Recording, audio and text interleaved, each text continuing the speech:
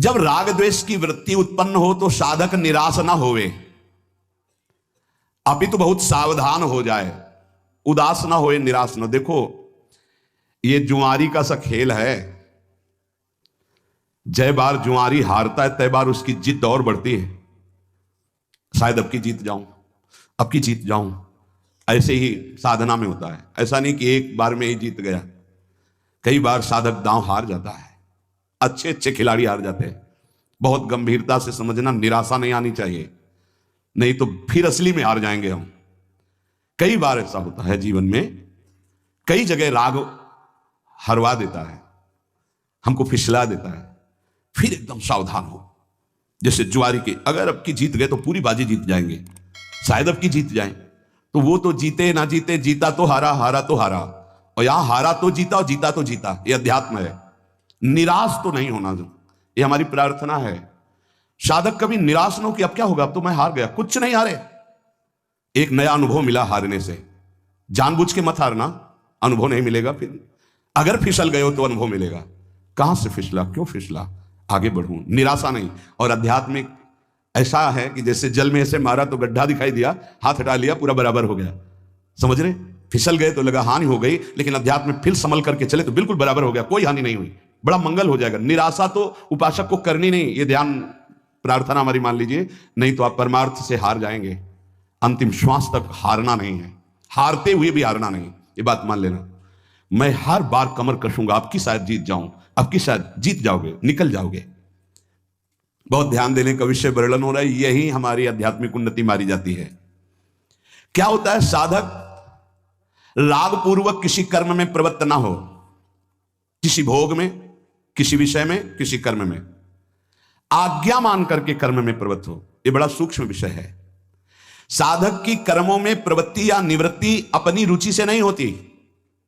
मुझे अच्छा लगता है इसलिए करता हूं, मुझे अच्छा नहीं लगा इसलिए छोड़ दिया, नहीं। वो आज्ञा पर करता है, आज्ञा पर त्याग करता है, इसलिए उसका करना राग पूर्वक नहीं और त्याग करना द्वेष पूर्वक नहीं है। वो आज्ञा पे चलता है, साधक है। शास्त्र आज्ञा, गुरु आज्ञा। ध्यान दीजिए, हमारा हर कार्य अब जो ही कहें करें हम सोई आयस लिए चले निज दासी। राग द्वेष की सत्ता ही नहीं रह जाएगी। हमारा जो कार्य होता है वो शास्त्र आज्ञा, गुरु आज्ञा से होता है। अगर हम किसी कार्य में प्रवृत्त होते हैं तो आज्ञा, कर्तव्य। अगर निवृत्त होते हैं तो आज्ञा, कर्तव्य। हमारा कर्तव्य ये नहीं करना चाहिए, शास्त्र आज्ञा, गुरु आज्ञा, इसलिए हम नहीं करते। द्वेष पूर्वक त्याग नहीं, राग पूर्वक ग्रहण नहीं। जब राग द्वेष पूर्वक क्रिया की जाती है तो उसका फल उत्पन्न होता है, और राग द्वेष का फल पतन के सिवा और कुछ नहीं होता, पतन। जब साधक संसार से अलग होकर भजन मार्ग में अध्यात्म की उन्नति प्राप्त करने की चेष्टा करता है, बहुत सुंदर बात कह रहे हैं, उसी समय उसके हृदय में बड़ी बुरी बुरी स्फुरणाएं प्रकट होती है। सब साधक सावधानी से सुने। जब साधक संसार का त्याग करके सच्चिदानंद की प्राप्ति के लिए भजन में लगता है तो उसके हृदय में, अंतःकरण में बड़ी बुरी बुरी स्फुरणाएं प्रकट होती है। साधक घबरा जाता है। भगवान यहां आश्वासन दे रहे हैं साधक को, स्फुरणाओं से घबराना नहीं। इन स्फुरणाओं की सत्ता नहीं है कि तुम्हारा कुछ भी बिगाड़ सके। ये उत्पन्न हो रही हैं जो थी पहले, अब नष्ट हो रही प्रकट हो करके। सिद्धांत है ये नष्ट हो रही है क्योंकि तुम भजन परायण हो। पर चूक अच्छे अच्छे से हो जाती, कोई समझ नहीं पाता नष्ट हो रही, वो उसी में तन्मय होकर नई क्रियाएं कर बैठता है। राग बन गया, संस्कार बन गया, यही चूक हो जाती। ध्यान देना, जब हम साधन भजन पे तो हमारे अंदर गंदी गंदी स्फुरणाएं जो जन्म जन्मांतर की, अब हम उनको ये नहीं समझ पाते कि ये नष्ट हो रही।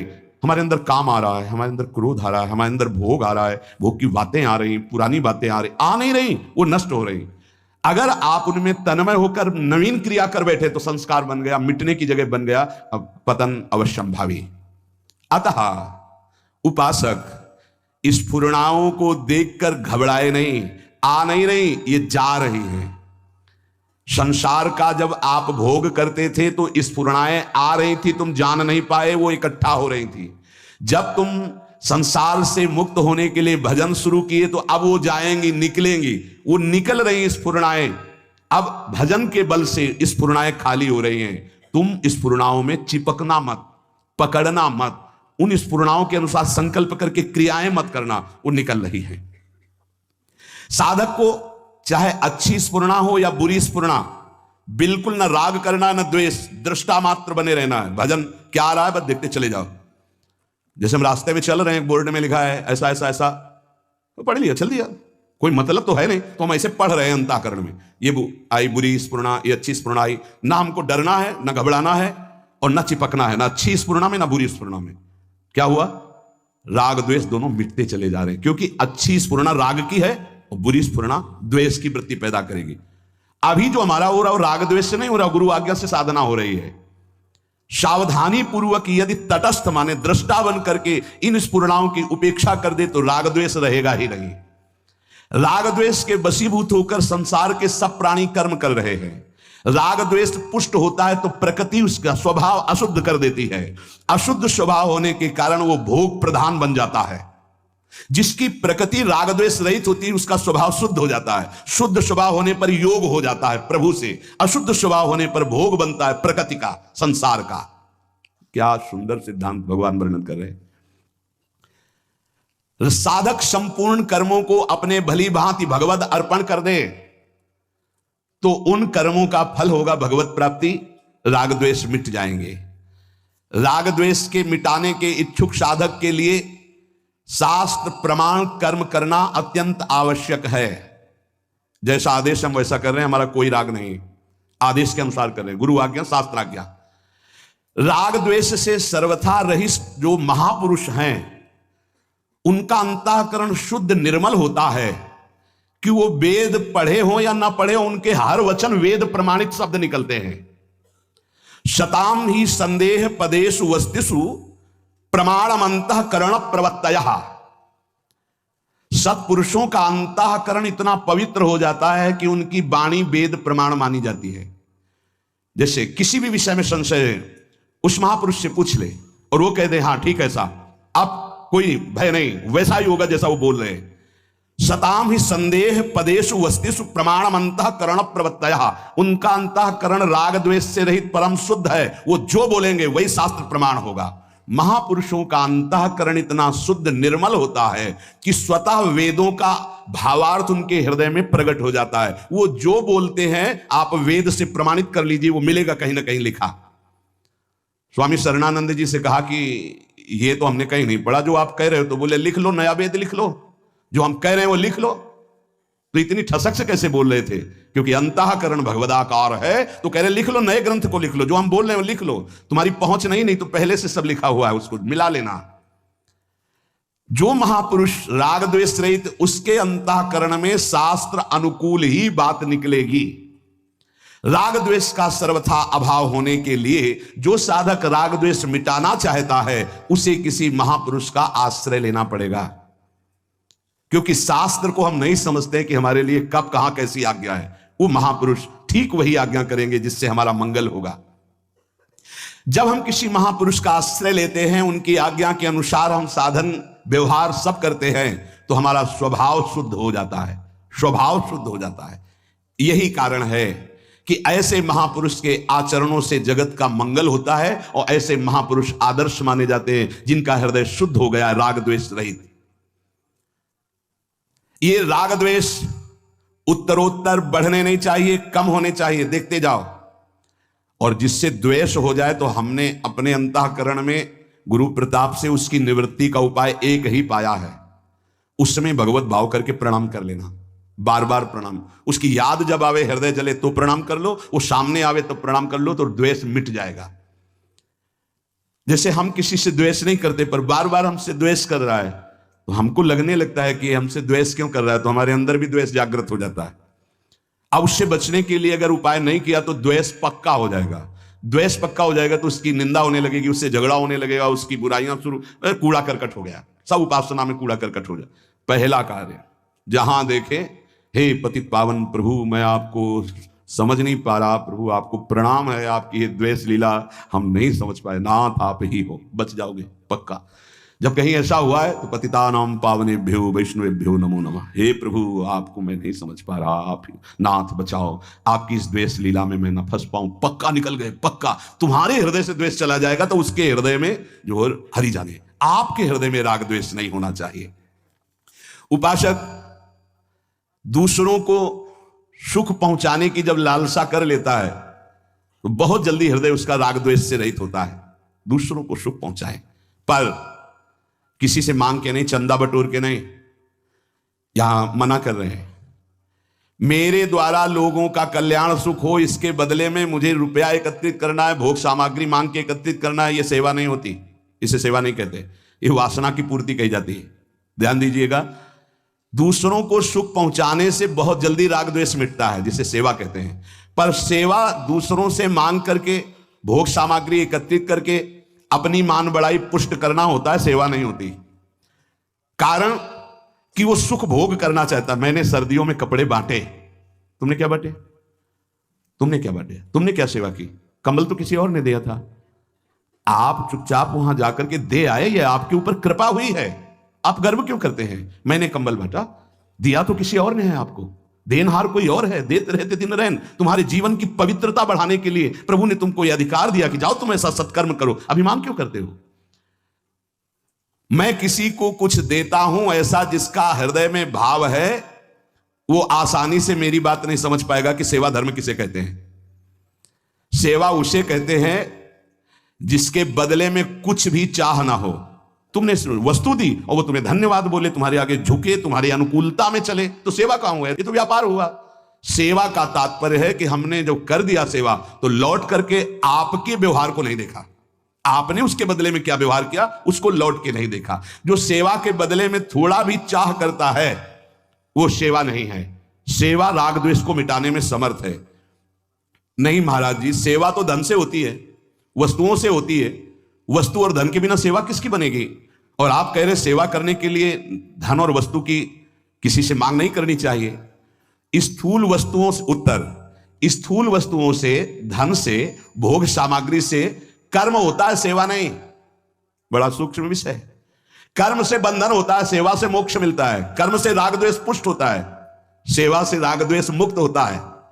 सेवा, तुम्हारे पास जो भाव है, तुम्हारे पास जो सामग्री है, उतने से ही तुम मुक्त हो जाओ। सेवा यह नहीं कहती कि चंदा मांग करके करो। सेवा यह नहीं कहती कि दूसरे को प्रभावित करके ये बंटता है, यहां ये बंटता है, यहां ये बंटता है। जो शास्त्र कह रहा है राग द्वेष मुक्त होने के लिए, हम यहां भगवत प्राप्ति की बात हो रही, जिनका लक्ष्य भगवत प्राप्ति है। तुम्हारे पास जो भाव है, तुम्हारे पास जो सेवा सामग्री, उसी से तुम्हें मुक्त होना है राग द्वेष से।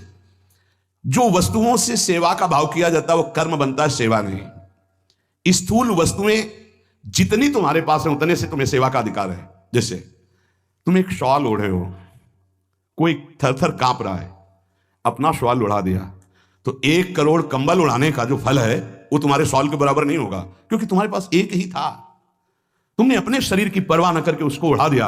ये तुम्हारा राग द्वेष से मुक्ति का कारण बनेगा। समझना, आपने 50 लोगों से संग्रह किया फिर सैकड़ों लोगों को उड़ा दिया, तो अंदर से देखना तुम्हें गर्व जागृत होगा कि हमने सैकड़ों गरीबों को कंबल उड़ाए। तो तुम्हारा अहम पुष्ट हुआ या राग द्वेष नष्ट हुआ? बड़ा सूक्ष्म विषय है, देखना। जब अंतःकरण में वस्तु का महत्व होगा तो स्वामी भाव आएगा, सेवक भाव नहीं। ये बड़ा सूक्ष्म विषय है, चाहे कोई जाने या ना जाने। जब वस्तु का महत्व होगा तो सेवा भाव नहीं, स्वामी भाव आएगा। मैंने उसको ये दिया, मैंने ये किया। और जब वस्तु का महत्व नहीं होगा, भाव का महत्व होगा, तब सेवा बनती है। हम 4 रुपए सब्जी के लिए जा रहे थे, रास्ते में देखा कोई बहुत कष्ट से तड़प रहा है, उसे अस्पताल ले गए। वो 4 रुपए पूरे के पूरे लगा दिए, नमक रोटी खा लिया। बहुत बड़ी सेवा बन गई। सेवा का शब्द समझना, बहुत बड़ी सेवा बन गई। जो हमारे पास है उसी से हमें खोजना नहीं है। जब कभी ऐसी सेवा का अवसर मिल जाए तो हम उसको करें, जितना हमारे पास। इसके आगे भगवान जाने, हमें मांगने की जरूरत नहीं, सहयोग की जरूरत नहीं। वास्तव में सेवा केवल भाव से पूर्ण होती है। तुम्हारा जो भाव, अच्छा जैसे तुम्हारे पास धन नहीं, कोई ऐसा तड़प रहा है, तुम उसकी सेवा में पहुंच गए, उसको दुलार कर रहे हैं, मन में है कि हम इसको सुख पहुंचावें, लेकिन आपके पास सुख सुविधा नहीं। आपकी सेवा बन गई, आपका भाव बन गया, आप राग द्वेष से मुक्त होने की क्षमता वाले महापुरुष बन गए। यहां परमार्थ पद की बात हो रही। वस्तुओं का देना सेवा नहीं है। वस्तुओं को दिया और अभिमान पुष्ट किया, इसे सेवा नहीं कहते, ये दुकानदारी है। सेवा का भाव होता है, भाव के साथ जो कुछ तुम्हारी वस्तु है उसको ये मान के तो दियम वस्तु गोविंदम तुभ्यमेव समर्पय, हे प्रभु आपने दी थी, इस रूप में आकर आपने स्वीकार कर ली, धन्य है प्रभु आपकी बड़ी कृपा। अहम नहीं आया, राग द्वेष मुक्त हुआ। सच्चे सेवक की वृत्ति नाशवान वस्तुओं में जाती ही नहीं है। अंतःकरण में वस्तुओं का महत्व मिटाने के लिए सेवा समर्थ है। जिसकी धरोहर थी उसको दे दिया। ऐसा भला कभी आता है दान देने में? वो कर्म बना, कर्म शुभ कर्म पुण्य बन सकता है, सेवा नहीं। सेवा मेरे राधा वल्लभ लाल आप इस रूप में आपने दिया और आपने लिया नाथ, ये तो आपकी मंगलमयी लीला, आपकी वस्तु आपको समर्पित, ये भाव सेवा स्वाभाविक। अगर आप इस सेवा रहस्य को जान जाएंगे तो राग द्वेष से मुक्त हो जाएंगे। सेवा ही परम धर्म है। हृष्य परिपंथिनों, अय परमार्थ के पथिक, इन राग द्वेष लुटेरों से अपनी साधना संपत्ति को बचा लो। राग और द्वेष रूपी लुटेरों से। किसी के शरीर से राग हो जाएगा तो काम पैदा हो जाएगा, किसी के शरीर से द्वेष हो जाएगा तो क्रोध पैदा हो जाएगा, और काम और क्रोध दोनों तुम्हारे भजन को छीन ले जाएंगे, चुरा ले जाएंगे। हर समय खाली हो जाती है जेब, ध्यान रखना। जहां आप गुस्सा किए या काम क्रीड़ा किए, काम भोग किए, तो तुम्हारी थैली खाली की खाली फिर शुरू। लूट ले गए, परिपंथिनों लुटेरे हैं, तभी तो आध्यात्मिक उन्नति नहीं होती। साधक इन लुटेरों की तरफ देख नहीं पाता, इसलिए आध्यात्मिक उन्नति नहीं होती। यही कारण है कि साधना बहुत वर्षों तक करने पर भी उसे अध्यात्म अनुभव नहीं होता। प्रायः साधकों की शिकायत लगी रहती है कि मुझे तो कुछ आनंद का अनुभव नहीं हुआ। उसका कारण है तुम्हारे साधन भजन को ये लुटेरे लूट रहे हैं। कौन? राग और द्वेष, काम, क्रोध, ये लूट रहे हैं। देखो, साधना में मन लगे या ना लगे, साधना फल दे के रहती है। बड़ा सूक्ष्म इससे वर्णन है। साधकों को रहता है मेरा मन नहीं लगता, तुम चिंता मत करो, तुम राधा राधा बोल रहे हो, मन लगे ना लगे इसका निश्चित फल है। पर यदि तुम राग और द्वेष पूर्वक व्यवहार कर रहे हो, जैसे नाम भी जप रहे हो, भ्रष्टाचार भी है, पराई माता बहनों से व्यभिचार भी है, क्रोध भी कर रहे हो, द्वेष भी कर रहे हो, गंदी आदतें भी कर रहे हो, इसके बाद तुम्हारे हाथ में अभी कुछ स्टॉक नहीं आएगा परमार्थ का, भजन का, साधन का। खोखले बने रहोगे और ऐसे कितने वर्ष व्यतीत हो जाएंगे, फिर आप शिकायत करोगे कि हमें इतने वर्ष हो गए नाम जप करते, कोई लाभ नहीं मिला, क्योंकि चोरों से अपनी गठरी चुरवाते रहे आप।